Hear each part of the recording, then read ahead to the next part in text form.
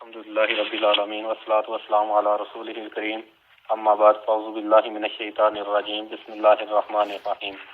وعن علی رضی اللہ تعالی عنہ قال لیس فی البقر العوامل صدقۃ رواہ ابو داود والدارقطنی والراجح وقفہ ایضا۔ آج کے درس کے اندر ایک چیز یہ بیان ہوگی کہ کام میں لائے جانے والی جو چیزیں ہیں ان کے اوپر زکوٰۃ نہیں ہے، اور اسی طرح بچے کی زکوٰۃ کے بارے میں، یعنی کہ بچے اگر مال کا مالک ہے تو اس کے مال پر زکوٰۃ ہوگی کہ نہیں، یہ چیز بیان ہوگی۔ تو حضرت علی رضی اللہ تعالیٰ عنہ سے روایت کہتے ہیں کہ ایسی گائیں بیل کے اندر زکوٰۃ نہیں ہے جو کام میں لایا جانے والا ہو۔ یہ روایت جو ہے سنن ابی داود کے اندر ہے اور دارقطنی کے اندر ہے۔ حافظ ابن حجر کہتے ہیں کہ اس کا موقوف ہونا راجح ہے، یعنی کہ یہ حضرت علی رضی اللہ تعالیٰ عنہ کا قول ہے، یہ بات راجح ہے۔ تو یہ پیچھے ہم چیز پڑھ کے آئے تھے کہ ایسے مال جو عام استعمال کا ہو اس کے اوپر زکوٰۃ نہیں ہوتی، جیسا کہ پیچھے پڑھا تھا کہ غلام اور گھوڑے کے اندر زکوٰۃ نہیں ہے، استعمال کی چیزوں کے اوپر زکوٰۃ نہیں ہے۔ تو اس حدیث کے اندر یہ بتایا گیا کہ ایسی گائیں بیل جو ہیں جو کام کے لیے لگائے جائیں، یعنی کہ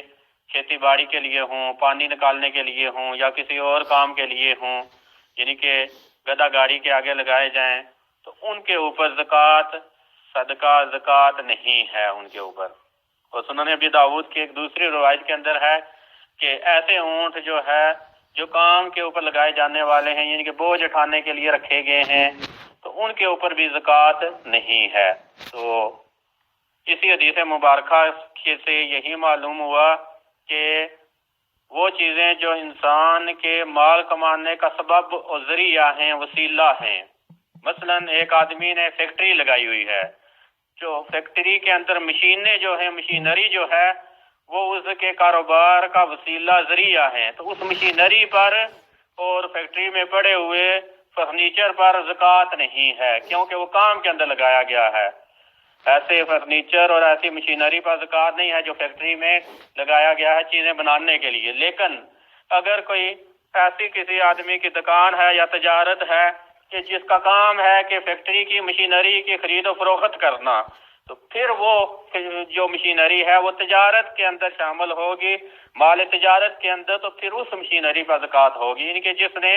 فیکٹری کے اندر لگایا ہوا ہے مشینری کو، اس مشینری پر نہیں ہے۔ جو چیز آگے تیار ہوگی اس کے اوپر جو ہے زکوٰۃ ہوگی، لیکن جو مشینری ہے اس کے اوپر زکوٰۃ نہیں ہے، جیسا کہ کام میں لگائے گئے جنوار پر نہیں ہے، کیونکہ جنوار جو کام کے اندر کھیتی باڑی کے لیے لگایا گیا وہ وسیلہ ہے، کاروبار کا ذریعہ ہے۔ تو ایسی چیزیں جو وسیلہ اور ذریعہ ہوتی ہیں کسی کے کاروبار کا، کسی کے مال کمانے کا، وہ جو ہے اس کے اندر نما کے صفت نہیں پائی جاتی، تو لہذا ان کے اوپر زکوٰۃ نہیں ہوتی۔ اگلی روایت مبارکہ جو ہے عمر بن شعیب اپنے باپ سے اور وہ اپنے دادا عبداللہ بن عمر رضی اللہ تعالیٰ عنہ سے بیان کرتے ہیں کہ رسول اللہ صلی اللہ علیہ وسلم نے فرمایا، یعنی کہ نبی صلی اللہ علیہ وسلم کی طرف یہ منسوب ہے کہ آپ نے فرمایا کہ جو نگبان نگران بنے ایسے یتیم کا کہ جس کے پاس مال ہو، ایسے یتیم کا نگران بنا جس کا مال تھا، تو فرمایا کہ فَلْيَتَّجِرْ لَهُ، تو وہ اس یتیم کے مال کی تجارت کرے، اس کو چھوڑے نہ کہ صدقہ زکوٰۃ اس مال کو کھا جائے۔ تو یہ روایت جو ہے سنن ترمذی کے اندر آتی ہے اور دارقطنی کے اندر بھی آتی ہے۔ حافظ ابن حجر کہتے ہیں کہ وَإِسْنَادُهُ ضَعِيفٌ، اس کی سند جو ہے ضعیف ہے۔ تو اس کی سند کے اندر مثنى بن سبع راوی جو ہے وہ ضعیف ہے۔ یہ جو ترمذی اور دارقطنی والی روایت ہے یہ روایت سندن ضعیف ہے۔ اور حافظ ابن حجر کہتے ہیں وَلَهُ شَاهِدٌ مُرْسَلٌ عِنْدَ الشَّافِعِي،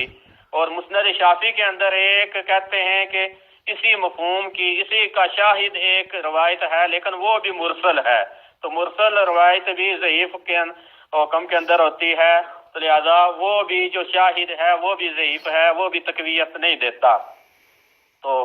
اس حدیث مبارکہ کے اندر جو چیز بیان کی گئی یہ ہے کہ یتیم کے مال کا نگران بننا، تو یتیم کے مال کا اور ایسے بچے کے مال کا نگران بنا جا سکتا ہے جو ابھی کم سن ہے، کم فہم ہے، جسے ابھی معاملات صحیح طرح جانتا نہیں ہے، صحیح طرح معاملات کو جان بوجھ نہیں رکھتا، تو ایسے آدمی، ایسے بچے یتیم کے مال کا جو ہے نگران آدمی بنے گا۔ اللہ رب العزت بھی جیسا کہ فرماتے ہیں وَلَا تُؤْتُوا السُّفَهَاءَ أَمْوَالَكُمُ الَّتِي جَعَلَ اللَّهُ لَكُمْ قِيَامًا، فرمایا کہ تم سفہاء کو، ناسمجھ افراد کو اپنے مال نہ دو جن کے اوپر اللہ نے تمہیں قائم بنایا ہے، یعنی کہ نگران بنایا ہے۔ تو آگے ہے کہ وَارْزُقُوا فِيهَا، کھلاؤ ان کو، پناؤ اس مال میں سے، لیکن جب تک وہ سمجھ نہیں جاتے، جب تک یعنی کہ بچے جو ہیں بڑے نہیں ہو جاتے، صحیح معاملات کو جانتے بوجھنا نہیں شروع کر لیتے، تب تک ان کے مال ان کو دو نہ۔ تو یتیم کے مال کا نگران، نگبان بنا جا سکتا ہے۔ تو اس حدیث کے اندر ایک چیز یہی تھی کہ نگران یتیم کے مال کا بنا جائے گا۔ دوسرا یہ تھا کہ جب آدمی نگران بنے